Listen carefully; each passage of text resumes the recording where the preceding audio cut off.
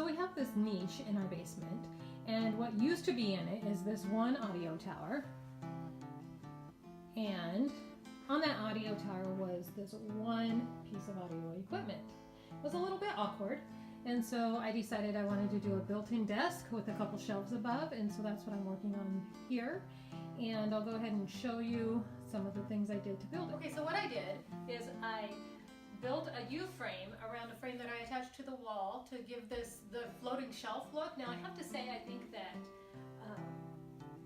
doing a built-in floating shelf look is probably a little bit more difficult than just doing floating shelves, because you have your walls to deal with, and for me, the inside of the walls, the front side of the wall is narrower than the back side of the wall. So measuring the back side of the wall wasn't real useful, as evidenced by some damage that I did to the corner here that I'll fix up soon.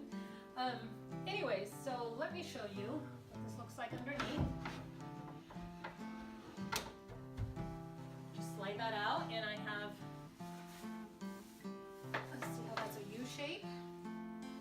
And I used a hole saw to drill out holes on either side for cords.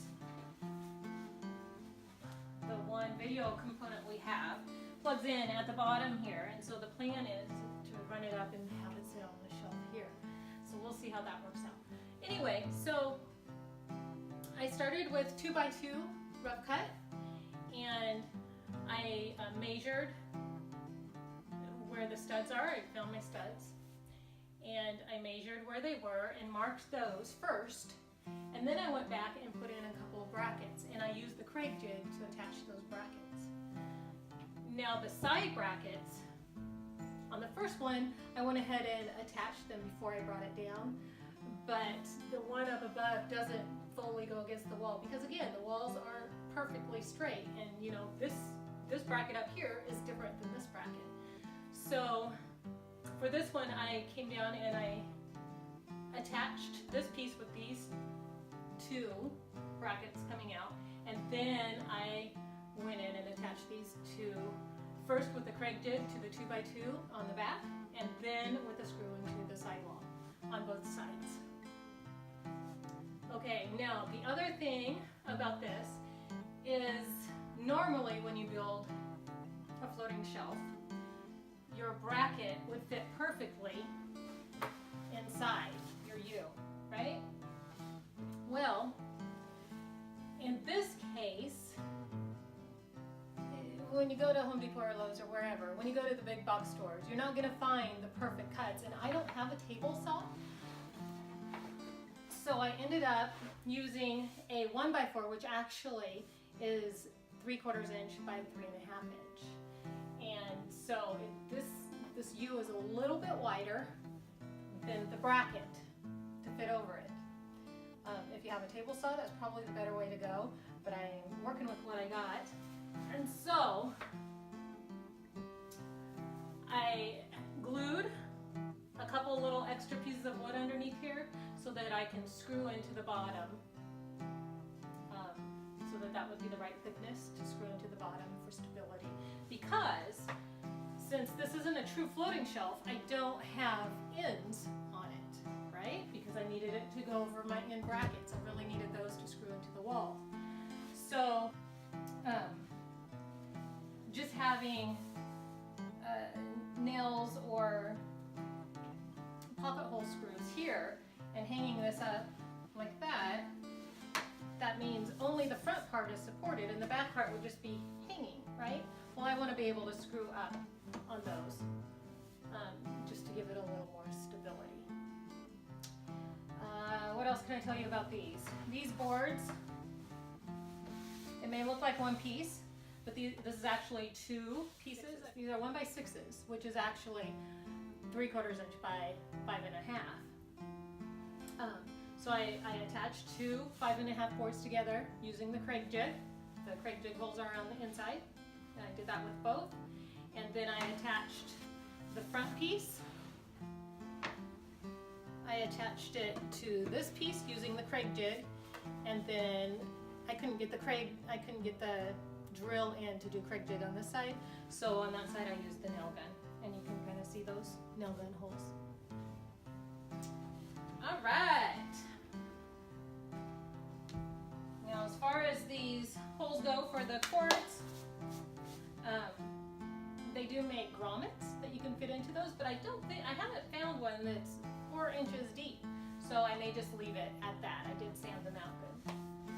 So my next step is to go ahead and take all of these off and stain them and finish them, and then I'll slide them back on and screw the underneath parts into where I glued these extra pieces. And then I think that'll pretty much be it. The next one.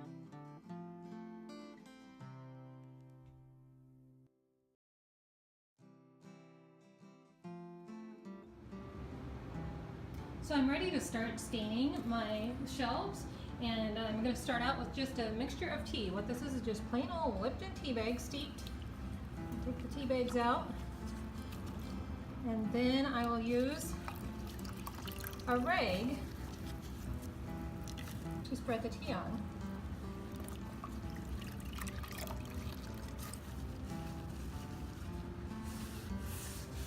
And at first it's not going to look like much, but eventually it'll help the color come through, and then I'll add a vinegar stain that'll really show some good significant results. So I'm going to go ahead and place the floating shelves over these brackets that I made. As you can see, for the desk part, I went ahead and did a front brace to keep it nice and sturdy. Okay, I've stained my shelving with a natural stain.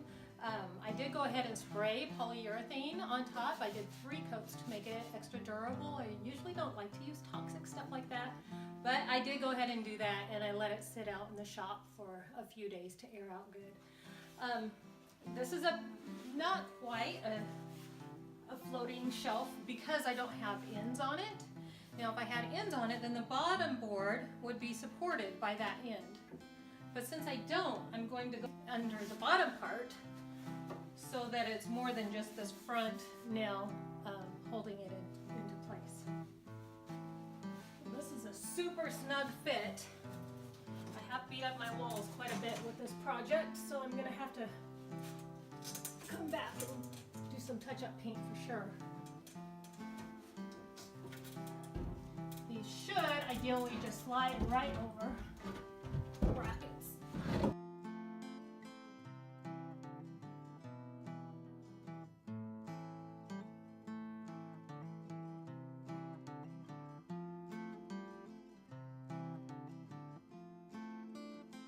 Alright, I got one in, and I'm going to go ahead and drill the screws up into those little pieces that I glued on.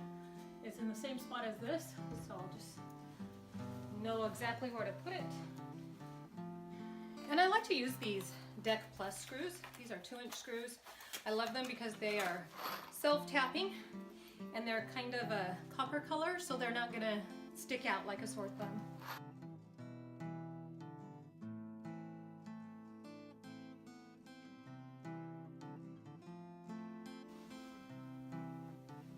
Alright, so I'm pretty excited because you can't even really see those screws there unless you're really looking. And once I get stuff on the shelves, it's going to be no big deal at all.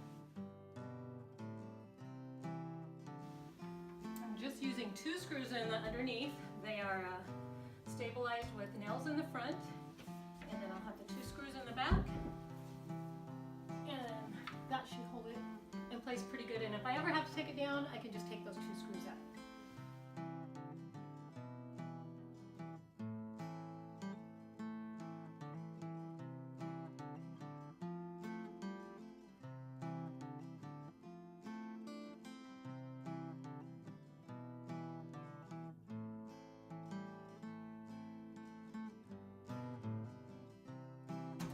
Okay, that was a little bit of a pain, but I am glad that I put those screws on the underneath part so I know that it's nice and secure. And you guys, I think this looks really great. I can't wait to put stuff on it.